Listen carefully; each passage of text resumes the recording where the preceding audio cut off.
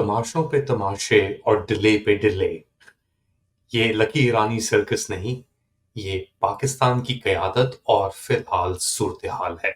Late Ali show you के एक और एपिसोड में आप सबको खुशामदीद। Do like, subscribe and share this content. बात शुरू करते हैं जो डिले पे डिले और टाइम बाइंग एक तरीके से जो चल रही है इस वक़्त पाकिस्तान की क़यादत को लेकर, क्योंकि मेरे ख़्याल से सिचुएशन बहुत नासाज़ है। जो अमरीका के अंदर एक करवट बदल ली है निज़ाम ने, उसके बाद पाकिस्तानी निज़ाम के ऊपर बहुत शिद्दत से एक प्रेशर आया है। एक आईएमएफ टीम पहुंची है और आईएमएफ टीम के सामने फेस ऑफ कर रहे हैं हमारे फाइनेंस मिनिस्टर औरंगजेब साहब, और उनके साथ एक ब्रिगेड ऑफ इनकॉम्पिटेंट्स बैठी हुई है, जिनके हाथों में कलम है और सामने कागज हैं, और वो फेस कर रहे हैं एक आईएमएफ टीम का जिनके सामने लैपटॉप्स पड़े हुए हैं। अच्छा, मुझसे किसी ने, मैंने कमेंट किया इसको सोशल मीडिया के ऊपर, तो किसी ने आके से जवाब दिया कि अम, सिर्फ 3 लैपटॉप पड़े हुए हैं टेबल के ऊपर, और सब तीनों के तीनों जो हैं वो आईएमएफ के वक्त के साथ पड़े हुए हैं। दूसरी जानिब बैठे हुए हैं ये टेबल ऑफ इनकॉम्पिटेंट्स लेड बाय हमारे finance minister Dutch import Aurangzeb साहब, और वो तफसीलें बयान कर रहे हैं, एक्सक्यूजेस दे रहे हैं। बहुत बड़े मसले हैं, क्योंकि अब पाकिस्तान को दरपेश आपके जो ममालिक हैं फ्रेंडली कंट्रीज, उन्होंने आपका डेट रोल ओवर करने से इनकार कर दिया है। ऊपर से ट्रंप साहब ने जो भी प्रेशर डाला है एकदम चाइना के ऊपर, तो टैरिफ्स के साथ वार्निंग हो रही है, ट्रेड वॉर दोबारा शुरू होने वाली है।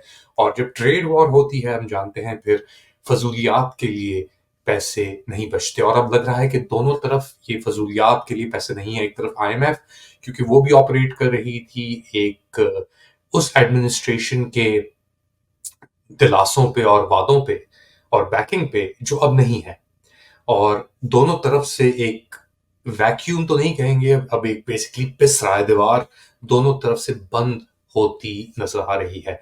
और जिस तरह दीवार दोनों तरफ से बंद होती नजर आ रही है, इसी तरीके से इस निज़ाम की बौखलाहटें भी और आहटें भी उरूज पे जा रही हैं। अब वो अपने जो मोहरे हैं पाकिस्तान तहरीक इंसाफ के अंदर, उनको सैक्रिफाइस करने पे आ गए हैं इस ऑल्टर के ऊपर, इस मजबूरी के ऊपर, जिसके अंदर फॉर एग्जांपल शेर अफजल मरवत हैं, जिसके अंदर वकास अकरम भी हो सकते हैं, जिसके अंदर अली अमीन गंदापुर भी हो सकते हैं, क्योंकि उनका निशाना और तनकीद अब जो वार हो रहा है वो हो रहा है सोशल मीडिया टीम के ऊपर, पाकिस्तान तहरीक इंसाफ की एसएमटीज के ऊपर। और वो इसलिए कर रहे हैं क्योंकि वो कह रहे हैं कि अगर ये इतना काबू से बाहर नहीं होते तो हम पे इतना जुल्म नहीं होता। हाँ, जैसे वो सोशल मीडिया टीम्स हैं जो आप पे जुल्म कर रही हैं, अम, और वो लोग जिन्होंने ये जबर जारी किया हुआ है कुछ सालों से, वो जुल्म नहीं कर रहे। पहले सुनते हैं अलीमा खान को, वो क्या कह रही हैं। ये इस वक्त मार्शल लॉ से भी बदतर हालात हैं कि जो ये हरकतें कर रहे हैं, लेकिन उससे ये सिर्फ एक चीज़ जाहिर करते हैं कि ये लोग खौफज़दा हैं।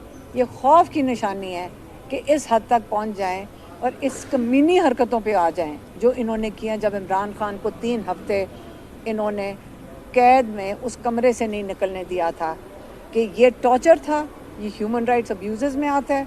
मैं फिर से कह रही हूँ, इसको हम छोड़ेंगे नहीं। इस केस को इमरान खान खुद इसको परस्यू करेंगे। तो ये थी अलीमा खान, बहन इमरान खान की, और वो बता रही थी कि कहाँ सिचुएशन इस वक्त खड़ी है इमरान खान को लेकर, उनकी तहरीक को लेकर। और दूसरी जानिब जो पाकिस्तान तहरीक इंसाफ के लीडर्स हैं, वो मिलने के लिए गए, इंक्लूडिंग उमर अयूब खान साहब अडियाला जेल, तो उनको बाहर से गिरफ्तार कर लिया। अब हम जानते हैं कि कोइंसिडेंसेस बहुत कम होते हैं जिंदगी में, स्पेशली जब पाकिस्तान को बात लेके आई जाती है सामने। तो कोइंसिडेंस है कि अब तहरीक का ऐलान होने वाला है, बड़ी तहरीक का ऐलान करेंगे इमरान खान साहब, और उनको रोकने के लिए, मैसेजिंग को रोकने के लिए, लीडरशिप से बात करने के लिए उनको गिरफ्तार कर लिया गया, फिर छोड़ दिया गया थोड़ी देर बाद।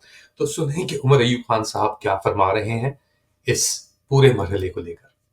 उस पुलिस के एहलकार को मैंने बार कहा, मैंने कहा आप बहुत गलत हरकत कर रही हैं, गैर कानूनी हरकत कर रही हैं। कहते जी मैं मानता हूं, मैं गलती कर रहा हूं, हम लोग गैर कानूनी काम कर रहे हैं, पर हम लोग मजबूर हैं। किसकी मजबूरी? अच्छा, ये उमर अयूब खान साहब थे। एक और अपडेट आई है, तोशाखाना 2 केस की जो हियरिंग थी वो भी एडजर्न होकर रह गई है इमरान खान और बुशरा बीवी को लेकर। बेसिकली डिले टैक्टिक्स दोबारा। इसके ऊपर सलमान सफदर साहब क्या कह रहे हैं कि केसेस इस वक्त कहाँ खड़े हैं इन दोनों के, फिर बात को आगे बढ़ाते हैं। इमरान खान साहब के तमाम केसेस ख़त्म हो चुके हैं। मैं इसकी तशबीह किससे दूँ? मैं इसकी तशबीह बिरयानी से दे देता हूँ आपको। ये जो आखिरी दम होता है ना, आखिरी 10 मिनट का दम कि 90% तैयार है, जिस वक्त हालात साजगार हों तो आप देचकी के ऊपर से ढक्कन उठाएं और खाना तैयार है। अच्छा, अदलिया एक तरफ बिल्कुल तबाह होके रह गया है। हमने देखा कि अब जो सुप्रीम कोर्ट है और चीफ जस्टिस याया आफरीदी हैं, दूसरी तरफ जो चीफर जस्टिस हैं अमीनुद्दीन साहब, तो एक कोर्ट में कितना वाज़ेह स्प्लिट आ गया है कि एक सुप्रीम कोर्ट की जो नॉर्मल बेंच है वो एक डिस्ट्रिक्ट कोर्ट के बराबर रह गई है, और एक कॉन्स्टिट्यूशनल बेंच जो बनी है वो बड़े मैटर्स को डिसाइड करेगी और मुल्क की किस्मत को डिसाइड करेगी। मगर ये मुल्क की किस्मत सुप्रीम कोर्ट में डिसाइड नहीं होती, ये मुल्क की किस्मत होती है वॉशिंगटन डीसी में डिसाइड। और वॉशिंगटन डीसी से जो आवाजें आ रही हैं वो बहुत खतरनाक आवाजें लग रही हैं। वो बहुत खतरनाक आवाजें लग रही हैं जो आपकी क़यादत है उसके लिए, और इसीलिए शायद अब एक बुखलाहट का एक सिचुएशन पैदा हो गई है। जाने से पहले दोबारा मैं वो जो IMF से मैंने गुफ्तगू शुरू की थी, इंटरनेशनल मॉनेटरी फंड की जो डेलीगेशन आई हुई है पाकिस्तान और उनकी जो मुलाकात हुई है आपके फॉरेन मिनिस्टर मोहम्मद औरंगजेब साहब को लेकर, तो minister of state for finance Ali Parvez Malik भी शामिल थे उसके अंदर, governor state bank of Pakistan Jameel Ahmed भी शामिल थे, chairman federal board of revenue भी मौजूद थे इस मीटिंग के अंदर। और ये एक बहुत अनयूजुअल मीटिंग थी क्योंकि IMF डेलीगेशन इमरजेंसी तौर के ऊपर यहाँ पे आई, क्योंकि जो फिगर्स आ रहे हैं पाकिस्तान से specially rent collection, revenue collection, taxation के अंदर, वो बहुत बड़ा एक शॉर्ट फॉल नजर आ रहा है। 250 अरब रुपए का एक शॉर्ट फॉल सिर्फ सेकंड क्वार्टर यानी अक्टूबर दिसंबर 2024, ये जो भी लास्ट 3 महीने चल रहे हैं इसके अंदर 250 बिलियन का एक शॉर्टफॉल आया है टारगेट के अंदर।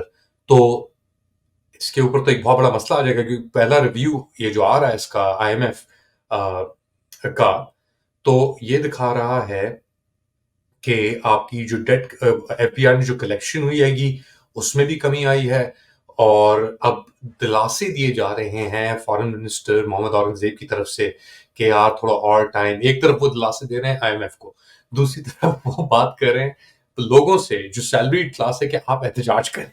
ये आपका अपना जुनता का लगाया हुआ फॉरेन मिनिस्टर कह रहा है लोगों से कि आप एहतजाज करें कि हम और कोई रोल ओवर करने के लिए तैयार नहीं है, पैसे देने के लिए तैयार नहीं है आपको। तो आपकी माशी सूरत हाल तो वैसे ही कंप्लीटली मेस्ड अप हो चुकी है, और इसके दौरान अब आप फिर भी अपने पॉलिटिकल गेम्स और मैकेनेशंस को खत्म नहीं कर रहे। अब ट्रम्प साहब, मार्को रूबियो और जो दीगर ये वॉल्ट्स कैरेक्टर जो है इसने तो बकायदा बोला हुआ ऑन रिकॉर्ड कि यार पाकिस्तानी जर्नैलों को उनको काटना पड़ेगा, उनकी जो हमने लीज दी हुई है। तो बहुत इंटरेस्टिंग टाइम आने वाले हैं अगले 2 महीने में, हम आपके साथ ज्वाइन करते रहेंगे अपडेट्स के साथ। अपना ख्याल रखिएगा। To like, subscribe and share this content. अगली बार तक अल्लाह।